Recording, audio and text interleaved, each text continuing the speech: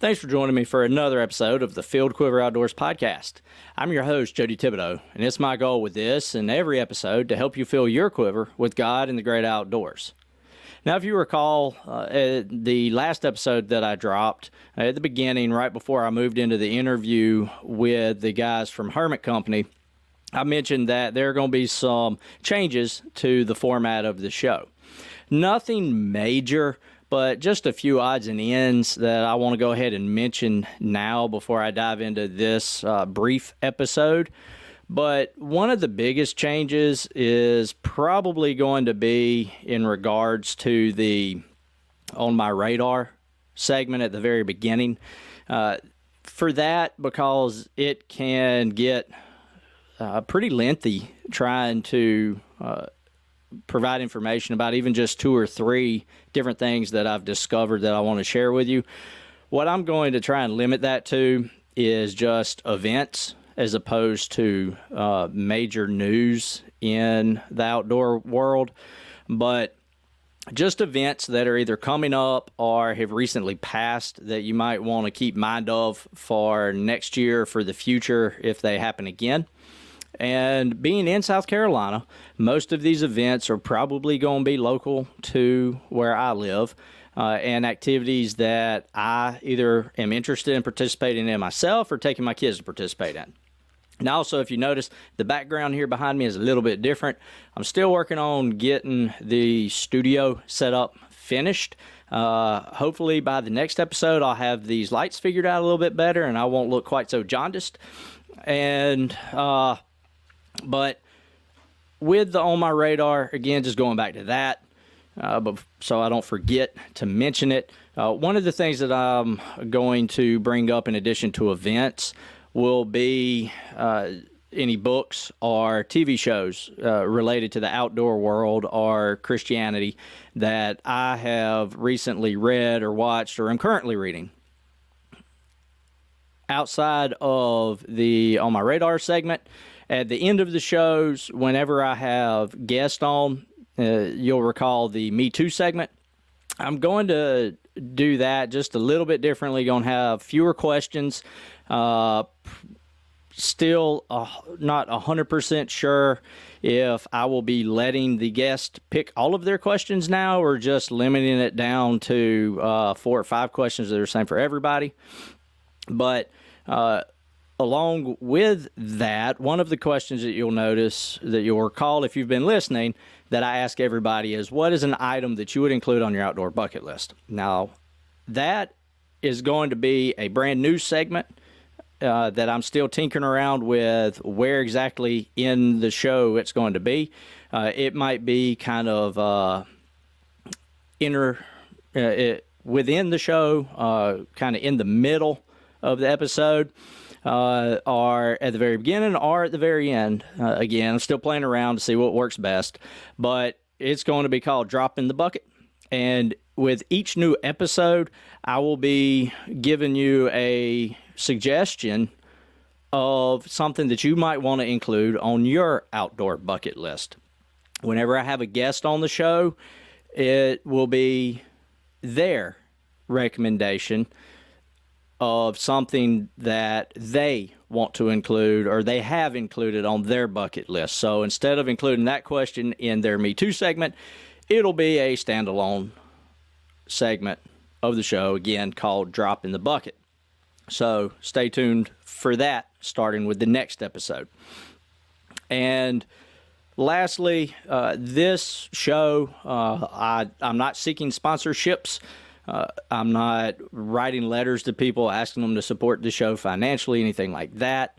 The main way that I ask for support is for folks who listen and enjoy it to share it with friends. Make sure you're following us and give us a good review. And also rate the show on whatever service you listen to me at. If you're interested in supporting us financially, then the best way to do that is go to filledquiveroutdoors.com and to either buy some of the swag that's on there, and I'm slowly adding more merchandise to the website. There's also a donation option where the donations will go to one of two things. One, it will either be pumped into the podcast or other videos that are in the works for YouTube, or they will be used to provide witnessing tools such as the Gospel Fly trading card tracks and decals at no cost to folks at different events that I'm able to go to as a witnessing tool. But outside of that, I'm going to start picking a product to spotlight on the show from our website. And just so that this is just so that you guys can kind of have an idea of what is new and out there, and some of the things that you can use as witnessing tools, specifically with the Gospel Fly. But speaking of merchandise, there is some new stuff on the way.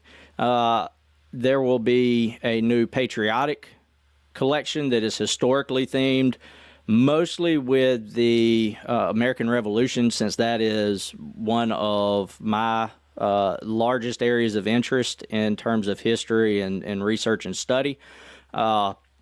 And that'll have its own separate section on the web store that you can check out. But the first one, with the items, I'll be releasing some sneak previews of the items that'll be coming out on July 4th, available for purchase over the next few days. But keep an eye out for that. And some of the designs are actually going to be a part of a series where the central design, and I'll go ahead and give you a little, preview of sorts, is going to involve the Liberty Crescent, which is what was worn on the caps of the 2nd South Carolina Regiment during their successful defense of the Battle of Sullivan's Island. The central design, obviously, is going to be the Liberty Crescent.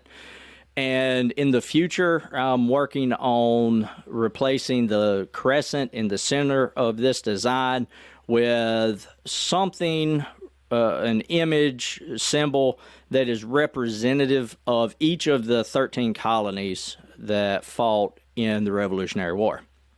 So, that aside, for this episode, like I said, this is going to be a very short episode. One of the things that I meant to do months ago that I just never did was I wanted to briefly go into what Filled Quiver Outdoors is, what the purpose of it is, what the purpose of the podcast is, and just explain a little bit about the logo. Because I believe that everything we do, we put thought into, and there's a reason for the decisions that we make. Sometimes it's good reasons, sometimes it's bad reasons, but there's always reason and logic behind everything that we do. So let me start with what Filled Quiver Outdoors is. Filled Quiver Outdoors is a business that I decided to start up about a year and a half ago, just selling outdoor-related merchandise, just fun stuff. Specifically stickers. That's the main thing I'm working on now, is outdoor themed stickers. Now, some of these stickers are going to have biblical Christian references in them. Some of them are just for fun, like our Scup Snack series with the fake Vienna sausages with a wordplay of what their nickname around my parts is, which is stand-up weenies. And then we currently also have the Plain Jane beef jerky from Scup Snacks sticker. Outside of that, we have expanded a little bit into the athletic world because I enjoy exercise and enjoy working out, enjoy athletic competitions when I have the time and money with 5 kids. But one of the designs that we've released as a decal now that you can expect more items from in the future is Swoley Bear. This is just a play on Smokey Bear, but this is his brother, Swoley, because he's ripped, because he likes to work out, and he's always exercising. So you can get a Swoley Bear sticker now also, and then we've also released some stickers that go along with the Ichthus design. where the ichthys is incorporated into a road bicycle, a triathlon or time trial bicycle, and then also one that's just an ichthys wearing goggles. But let's see, I think that's all of them. And the athletics foot that you usually think of when you're considering track and field events or cross country. And also, so I don't forget to mention with those, all profits from the road ichthys design, the road bike design, all of those profits at the end of the year on Giving Tuesday, I think it's Tuesday, Giving Tuesday after Thanksgiving, will be donated to FCA Endurance. So originally the company was going to be Revolutionary War themed designs, but because I and my kids all have such a big interest in the outdoors, and I wanted to do a podcast to go along with the company, the outdoors just made better sense. But as I've already mentioned, there will be Revolutionary War themed and historically themed merchandise as well coming out over the coming months and hopefully years, if I can keep it going that long. So outside of that, that is what Filled Quiver Outdoors is. It's first and foremost, it's a business. However, as I just said, I did want to incorporate a podcast into it as a opportunity to not only learn myself from folks who are experts in different areas of the outdoors and far more knowledgeable than I am, but also to help you learn about different areas of the outdoors that you may either already be interested in and engaged with, or new hobbies that you're considering diving into, but before you go head first, you kind of want to stick your toe in the water and kind of learn a little bit, bare basics, to see if it's something that you really want to, pull your wallet out and start spending money on. But aside from that, it's asking basic questions from a novice standpoint to learn as though I have absolutely no experience, which a lot of these things I have no experience in.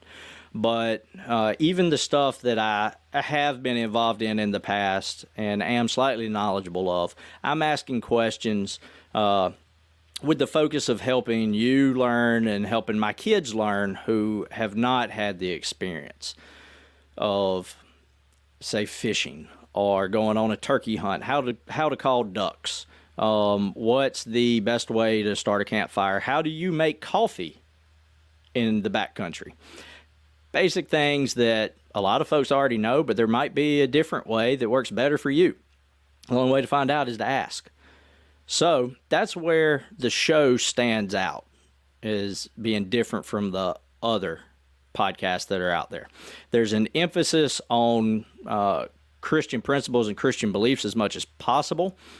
There will be some interviews where we don't discuss faith-based topics, but there will be some episodes where that is the entire focus of the show. And again, it's to help you learn, and as I say in the intro every episode, the goal of the show is to help you fill your quiver with God and the great outdoors. Which brings me to the logo. Now, I've explained the logo to several folks. Some people think it's self-explanatory, which it kind of is. The scripture references and where it's in Psalm talking about a warrior with a lot of kids, just to paraphrase, being blessed with children. He is happy when his quiver is full, in reference to children. So personally, my quiver is full. I have 5 children. That is why, if you notice the logo, there are 5 arrows in the quiver. And if you notice, each arrow, the fletching is a different color. Now, those colors, again, there's a reason for everything. Each color is the color that each of my children said was their favorite color. Now, some of the boys, their colors have changed, but the first color that they ever said was their favorite color, these are the colors used in the logo. Now, there are 5 arrows, 5 kids, 5 different colors. And if you notice, there are scales on the quiver that they're in. The thing with that is, I've always been intrigued in the book of Job about Leviathan and Behemoth. And Leviathan, I personally believe, was a real animal. And the reason I say that I believe it was a real animal, is because it is God describing this creature. God is incapable of lying. God says he made this creature. So God is not going to lie because he's incapable of lying or deceit. To say that he created something and describe something he created that he didn't actually create. So, I've just always been intrigued by dragons. Personally, it really doesn't matter at the end of the day what Leviathan actually was. I'm going to argue with you if you say that it was a crocodile or an alligator. There is no way. The description just does not match. But personally, I feel that it's a dragon. Agree, disagree? Let me know in the comments. We'll keep it civil. And if we need to agree to disagree, that's cool. That's fine. Because at the end of the day, what Leviathan is, as far as the creature being described in the book of Job, at the end of the day, does not amount to a hill of beans when it comes to our personal salvation. I can think it's a dragon, you can think it's a crocodile, and when we die, we both go to heaven as long as we've both placed our faith and trust in Jesus Christ as our personal Savior. So, moving on from that, that's the story of the logo, the background with the logo. And the last thing that I want to mention in this episode before I go ahead and wrap it up is just that I appreciate you guys listening. This is, again, just a short episode. I think we're at about 18, 17 minutes, give or take, at this point. In the future with the podcast, one of the things that I am looking to do is whenever I interview somebody, I try to listen to other episodes of shows that they've been guests on and ask them different questions. If you have any ideas or suggestions of people or organizations you'd like me to reach out to about doing an interview for you to learn more about, absolutely shoot me an email, jody@filledquiveroutdoors.com. I'm also finally been working on it. I was wanting to release this stuff last fall, but the quest, and I'll go ahead and mention briefly what the quests are, but the quest will actually not be next episode, but the episode after that. So be looking in about 4 weeks to have the first quest released on the website. And I'll also go into a little bit of a description about that particular quest as part of the podcast also. But what the quests are is it'll be a campfire quest, which the goal is to learn something about the outdoors and Scripture. And think of it as trying to earn different badges for some of these other groups that boys can be a part of or girls can be a part of. And the difference is all of this stuff is going to be on the website completely free. It'll be a little checklist. There'll be a Bible verse required to be memorized that goes along with the topic. There will be an outdoor knowledge aspect that you will need to research, or the information will be provided for you to learn about. And there'll be some sort of an activity or game for you to do. And what we'll have is there will be stickers available on the website for each of the quests that you complete. If you want, you can order a sticker to help support financially the show and the business and creating the quest that'll be available for free. Or if you want to, just download the PDF. that'll be there on the website. It'll have your checklist, and it'll also have a certificate attached that you can print out and write your name on.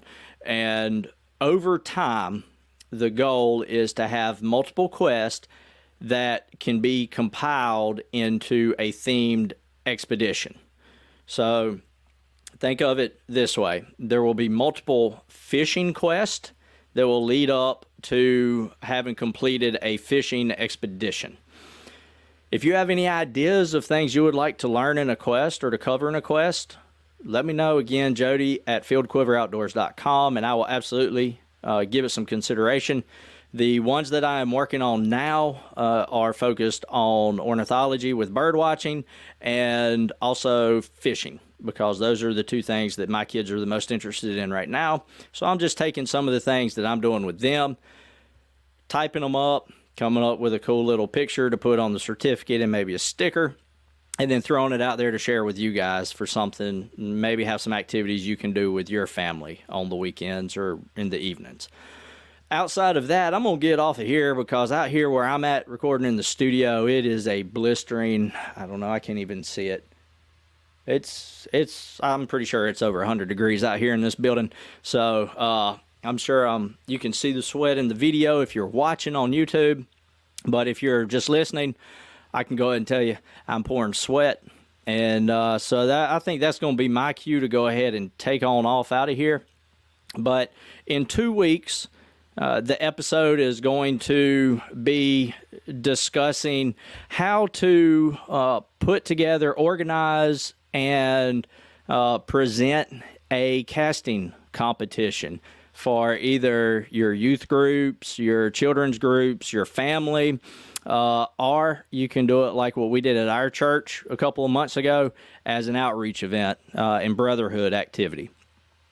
I'm going to tell you what we learned from our first foray into a casting competition, some of the things that we're going to change before next year, some of the things that are most definitely going to stay the same.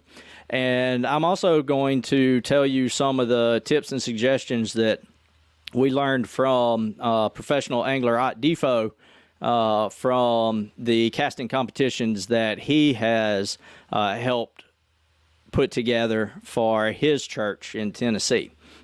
But until next time, enjoy the trail, and remember, if you're not a part of a church somewhere, a local church, a local body, and you're not actively engaged, go ahead and see about finding somewhere that you can get actually plugged in instead of just showing up at 11 o'clock on Sunday morning.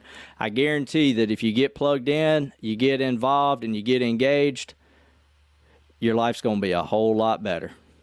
We'll see you next time.